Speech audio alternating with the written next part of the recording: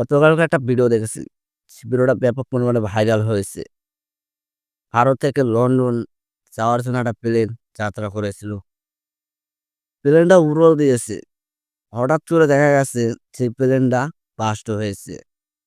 আসলে কিভাবে বাস্ট হয়েছে আর কয়জন যাত্রী যারা মারা গেছে সবকিছুতে আজকে ভিডিওতে জানানো হবে। ভিডিওটা শেয়ার করে দেবেন। ভিডিওটা আমার চ্যানেল যদি নতুন হয়ে থাকেন সাবস্ক্রাইব করে দেবেন।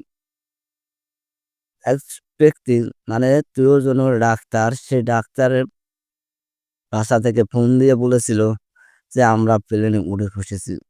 এখন আমাদের যাওয়ার সময়।" কিন্তু তারা জীবন থেকে সারা দুনিয়া থেকে চলে যাবে কিন্তু সেটা এখনো কেউ বুঝতে পারল না। আসলে বিষয়টা আমরা দেখে আসি তারপর আমি কিছু কথা বলতে আসি।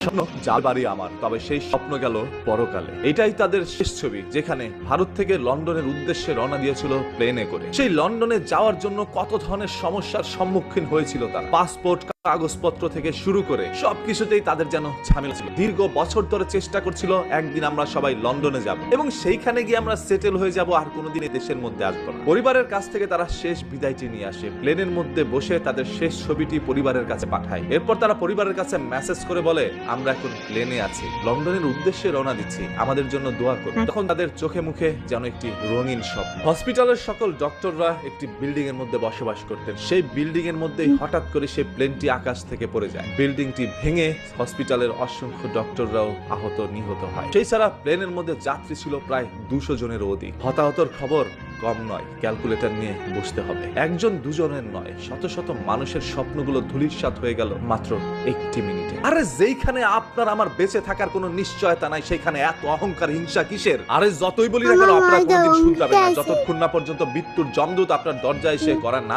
লড়বে। আপনারা আপনাদের ক্ষমতা, টাকা পয়সা নিয়ে ব্যস্ত আছেন, তবে কখনো চিন্তাও করেন নাই এই দুনিয়া ক্ষণিকের সময়, যেই কোনো সময় আমাদের এই দুনিয়া ছেড়ে চলে যেতে হবে। আপনি যাচ্ছেন লন্ডনের উদ্দেশ্যে, দামি প্লেনের মধ্যে টিকিট কেটেছেন, বছরের পর কথাগুলো শুনেছেন যে ওখানে কি এমন হয়েছে।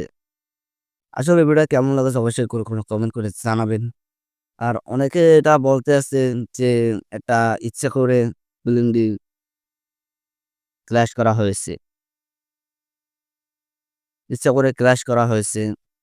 তা আসলে কমেন্ট করে জানাবেন যে এটা আসলে সত্যি না মিথ্যে। ভিডিওটা সবাই শেয়ার করে দেবে।